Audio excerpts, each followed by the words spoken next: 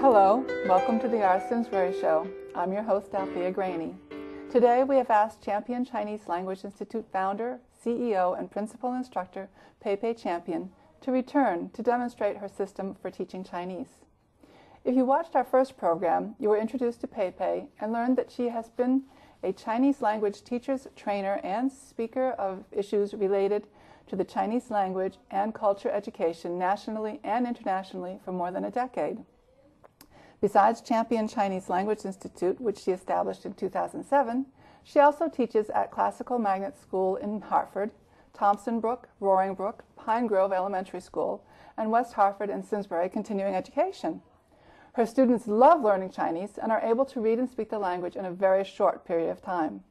Her most outstanding achievements are developing Champion Chinese, which shortens most schools' months and years of coursework into 2 hours, and during the past 4 years, cultivating 4 gold, 3 silver, and 2 bronze medals winner at the Connecticut Council of Language Teachers Chinese Poetry Recitation Contest. I have to confess, I am not adept at learning languages, so please excuse my mistakes as Pei-Pei discusses and demonstrates what makes her program so effective.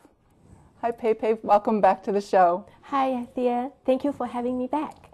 Pei-Pei, we already met you, so I'm just going to go in and say, I know that you have these students who have learned Chinese and achieved these awards at this contest. Could you tell us more about that? Yes, basically I have all those students, I met them probably once a week for 30 to 55 minutes. Okay. And during the enrichment program. So probably we meet every semester, maybe 3 to 4 months. Okay. But every week is only 30, 55 minutes. Right. And since we are enrichment program, sometimes we got canceled and right. They have activity. But all those kids, they thrive in the very short program. Mm-hmm. And the difference is my students use the traditional phonetic sounding symbols. Okay. And they are derived from the traditional characters. So they can not only help them to precisely pronounce the character, and they can help them to easily understand or decode the secret of the characters. Okay. So when they are reciting the characters, because since all Chinese characters are based on meaning and pictures. So before they even start, they already move by every single characters. Okay. So when they in the poems. Okay. So when they recite it, number one, they don't have to go through ABC and translate those. Like if I say BOOK, it's easy for you to remember because BOOK sounds like book and it makes sense to you. Correct. But a lot of things is like PIXIE. That might be useful. That is pixie. So you still can remember that. But that is 皮鞋 in Chinese. 皮鞋. So 皮鞋, that's shoes, right? Okay. So they got confused. But if I say PIDUOXY, and that doesn't make sense to you, but if they have to remember those letters as character, they cannot relate to the poem. Okay. And it's very difficult for them to express their feeling through those digital symbols. Right. So I would say a question for everybody. Okay. This is why Chinese use chopsticks to eat. Okay. And think about why Westerners use knife and fork. Because Chinese food is all chopped, prepared before served, and even cooked. Okay. Right? So they are small pieces. So you use chopstick, and chopsticks has been used by Chinese people for thousands of years. Yes. And Western food, because basically you bake it, and when you serve on the table, it's a huge piece. Right. And then you have to cut it on the table. So the same thing is, the Chinese is not at all an alphabetic language. Right. So I think fundamentally, I use the proper tool to teach them. Okay. And because I shorten the learning time, and they they just save hundreds of hours by just recognize the characters and even get the proper sound before they even start. Right. So I have, for example, I have one student, Alex Daniel.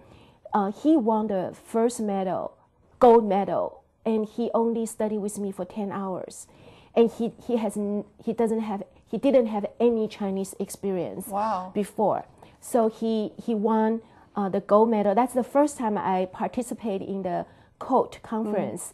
And his classmate, Sophia Grivich, got in 10 hours training, she got the bronze medal. Wow. But Sophia continued, so next year she got silver and she got gold. Wow, wonderful. Yeah. So, and Sophia recently just got big scholarship from Smith College. So she's studying Smith College right now. And I feel very great that I can make this language be learned very easily and effectively. And most of all, they are very happy. Right. They don't need to write every character for like 100 times in order to remember. But they just got so fascinated by how those characters are composed. Right. And the sound. And so actually, I don't need to ask them to do more. They automatically, you know, they even dream in Chinese language. These kids tell me, they say, my mama think I'm crazy,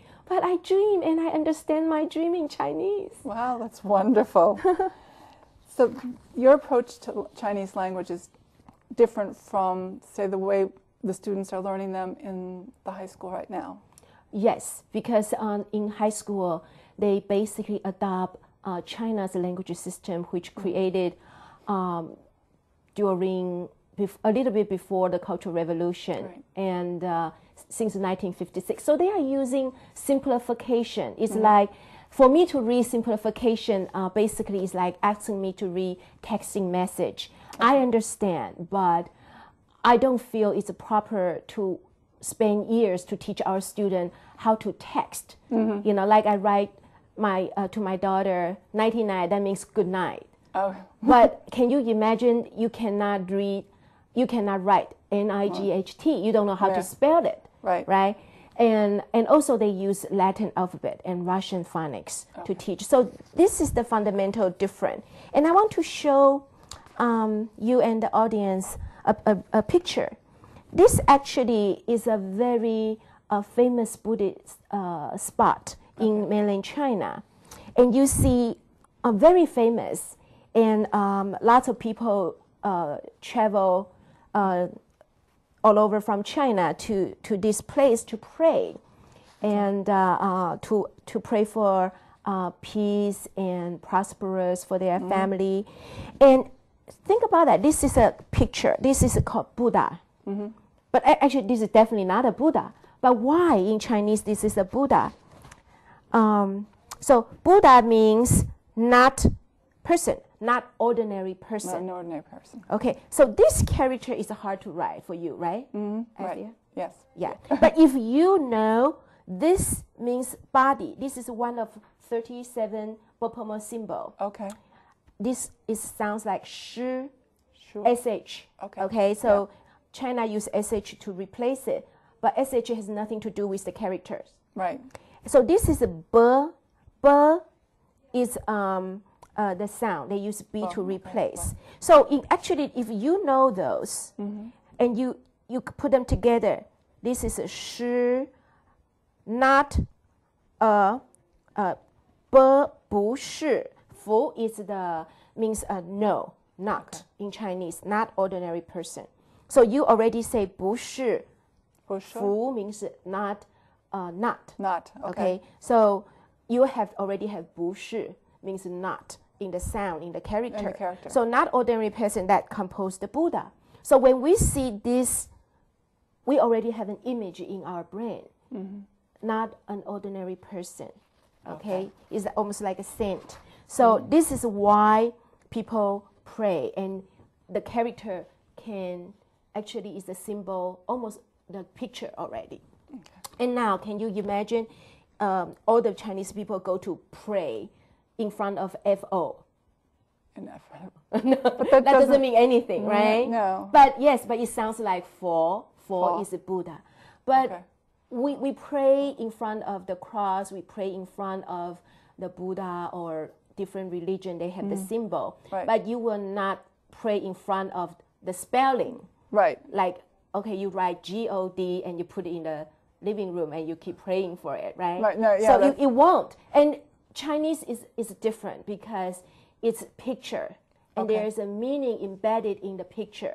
Okay. So when you understand the picture, that makes the difference. Okay. Yeah. All right. So how do you make your learning so effective? Because obviously in 10 hours you were able to teach a child how to read a Chinese poem written in Chinese And recite and it. recite it. And also we have to, because the sound, as I mentioned last time, Chinese is a tonal language. Yes. So if you say E, E, E, E, Right.